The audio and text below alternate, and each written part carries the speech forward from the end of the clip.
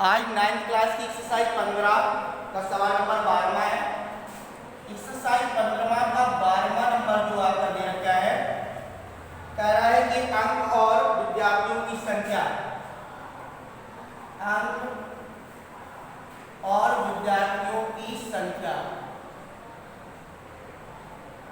0 से 20 अंक, 20 से 30, 30 से 40, 40 से 50, 50 से 60, 60 से 70 और 70 और उससे अधिक, 70 और उससे अधिक।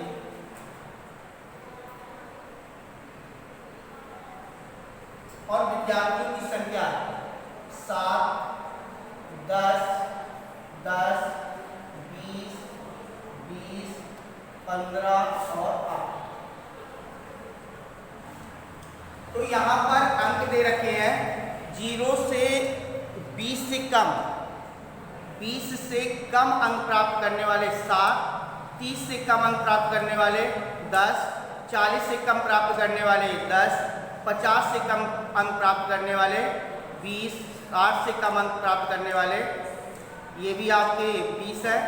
और यहाँ पर 70 से कम अंक प्राप्त करने वाले 15 है और 50 या 50 से अधिक अंक प्राप्त करने वाले 8 शिक्षार्थी हैं। तो यानी कि 0 से 20 माने 20 से कम, 20% से कम।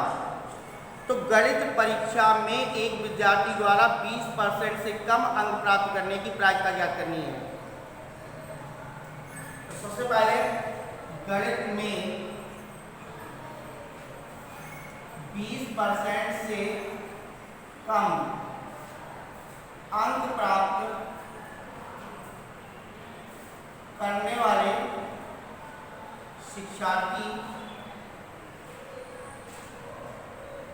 बराबर जो है वो हमारे 7 है, क्योंकि वो 0 से 19 अंक तक प्राप्त कर रहे हैं। 20 नहीं, 20 से कम है तो 7 विद्यार्थी हैं और इनका कुल योग है,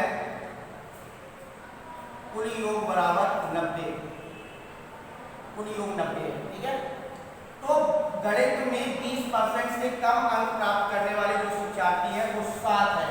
इनकी प्रायिकता ज्ञात करनी है। प्रायिकता बराबर कुल विद्यार्थी 7 तो NE बटे NS यहाँ पर हो जाएगा 7 बटे 90। ठीक है, फिर इसके बाद कह रहा है कि 60 या 60 से अधिक अंक प्राप्त करने वाले गणित में 60 से अधिक अंक प्राप्त करने वाले शिक्षार्थी तो 60 या 60 से अधिक, 15 और 8 ये सब 60 से अधिक अंक प्राप्त कर रहे हैं। तो 15 प्लस 8 बराबर 23 शिक्षार्थी है जो 60 से अधिक अंक प्राप्त कर रहे हैं। तो इनकी प्रायिकता हो जाएगी, इनकी प्रायिकता बराबर 23 बटे 90। ठीक है, 23 बटे 90 इनकी प्रायिकता हो जाएगी। प्रायिकता बराबर 60 से अधिक अंक प्राप्त करने वाले विद्यार्थियों की संख्या बटे कुल शिक्षार्थियों की संख्या, तो बराबर आ जाएगा 23 बटे 90। इसका सवाल नंबर है आपका 13वां, और 13वें में कह रहा है कि संख्यांकी के बारे में विद्यार्थियों का मत जानने के लिए 200 विद्यार्थियों का सर्वेक्षण किया गया है। 200 विद्यार्थियों का सर्वेक्षण। प्राप्त आंकड़ों को नीचे दी गई सारणी में लिखा गया है। मत और शिक्षार्थियों की संख्या। मत, क्या मत है इनके? पसंद करते हैं, पसंद नहीं करते हैं। पसंद करते हैं और पसंद नहीं करते हैं, नहीं करते। और शिक्षार्थियों की संख्या 135 और 65 और कुल योग जो है, कुल योग बराबर 200। तो 200 शिक्षार्थियों में 135 शिक्षार्थी पसंद करते हैं, लेकिन 65 शिक्षार्थी पसंद नहीं करते हैं। तो यहाँ पर NS बराबर आपका कितना है 200। ठीक है, अब प्रायिकता किसकी निकालनी है? संख्यांकी पसंद करते हैं उसका NE संख्यांकी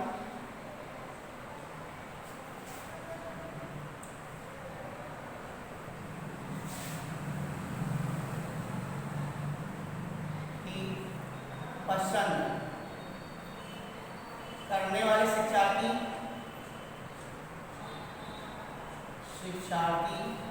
NE बराबर आपके पास है 335। तो नंबर एक इनकी प्रायिकता हो जाएगी, प्रायिकता PE बराबर NE बटे NS। तो 135 बटे 200।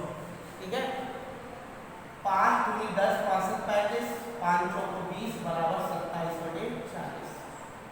ठीक है, ना पसंद करने वाले, ना पसंद करने वाले शिक्षार्थी इनकी NE हो जाएगी 65। तो इनकी प्रायिकता आ जाएगी नंबर 2 की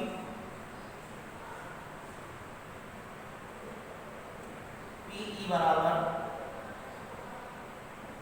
NE बटे NS।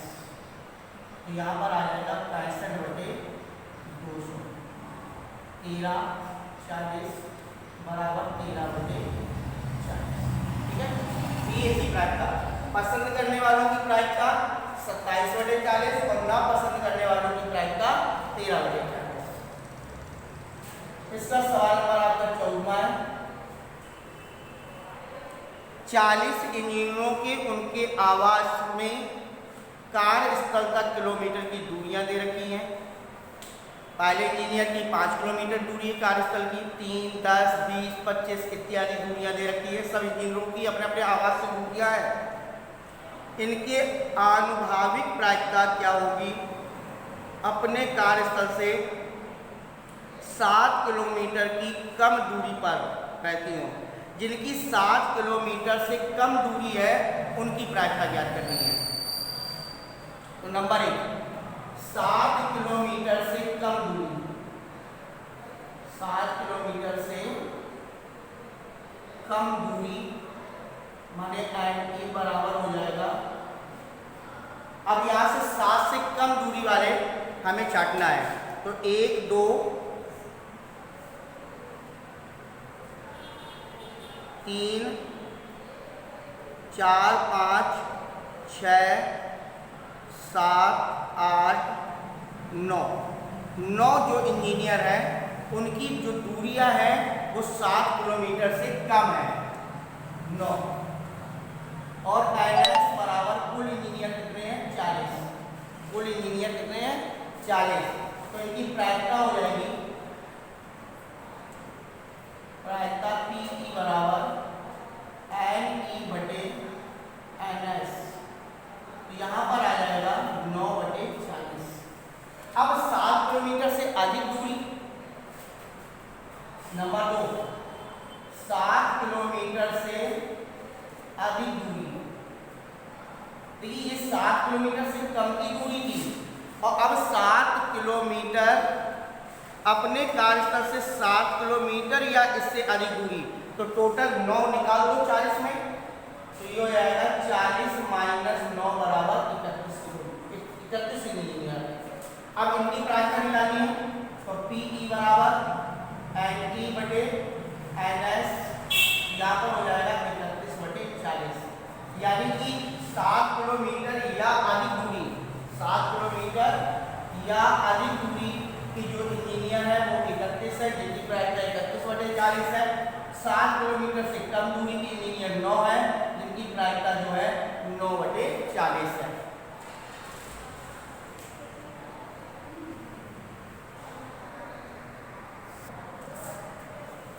फिर इसके बाद सवाल नंबर 15, आटे की उन 11 थैलियों में जिन पर 5 किलोग्राम अंकित है, वास्तव में आटे की निम्नलिखित भार ज्ञात कीजिए। चुनी गई एक थैली में 5 किलोग्राम से अधिक आटा होने की प्रायिकता ज्ञात करनी है। तो यहाँ पर कुल थैलियाँ जो हैं वो 1 2 3 4 5 6 7 8 9 10 11 थैलियाँ हैं। कुल आटे की थैलियाँ हैं 11। कुल आटे की थैलियों की संख्या बराबर 11। और कह रहा है कि किससे 5 किलोग्राम, थैली में 5 किलोग्राम से अधिक आटा होने की प्रायिकता। तो 5 kg से अधिक आटे की थैलियां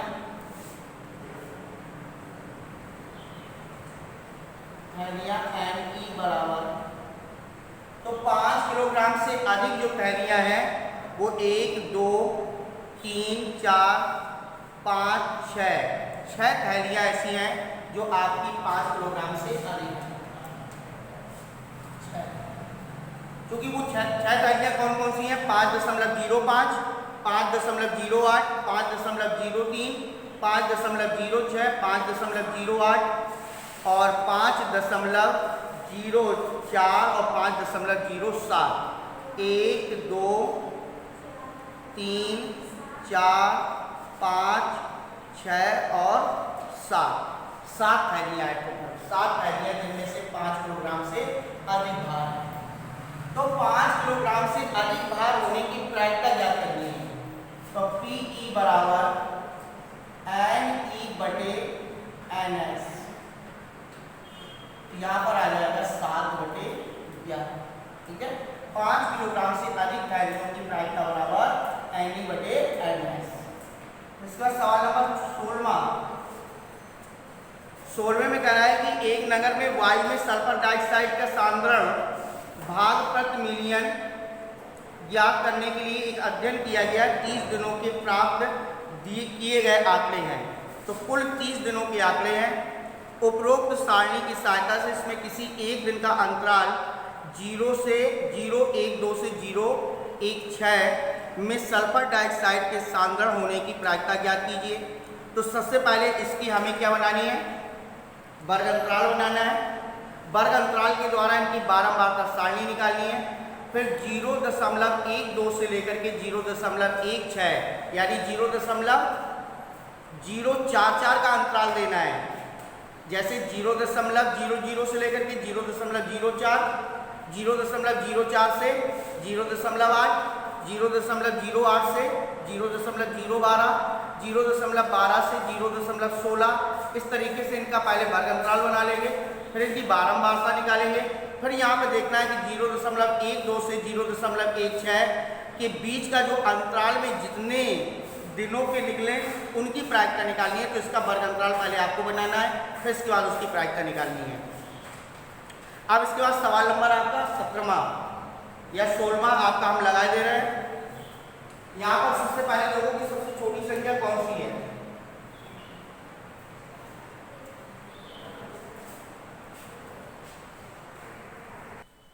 तो ये नगर के सांद्रण की हमने बारंबारता सारणी बनाई है, जिसका कुल योग जो है